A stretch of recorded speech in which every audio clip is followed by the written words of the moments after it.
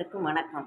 அந்தந்த சமூகத்தினர் வந்து பொண்ணு பொண்ணு வச்சுருக்கவங்களும் பையன்கள் வச்சுருக்கவங்களும் நல்ல நாள் பார்த்து ஒரு இடத்துல சந்திக்கிறதுக்கு ஏற்பாடு பண்ணுவாங்க. அது வந்து மங்கள சந்திப்புன்னு சொல்லுவாங்க.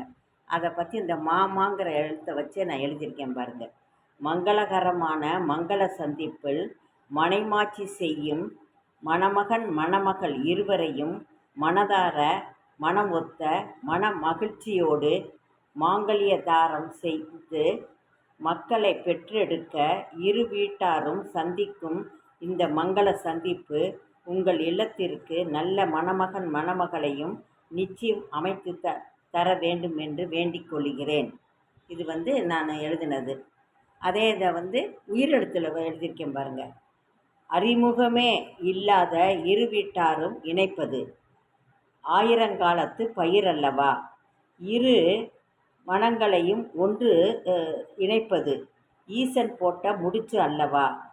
உறவுகள் ஒன்று சேர்வது ஊக்கத்துடனும் உற்சாகத்துடனும் செயல்புரிவது என்றும் எப்பொழுதும் இன்பமாய் இருந்தால் ஏற்றம்தான் எதிலும் ஐயமில்லை இதில்.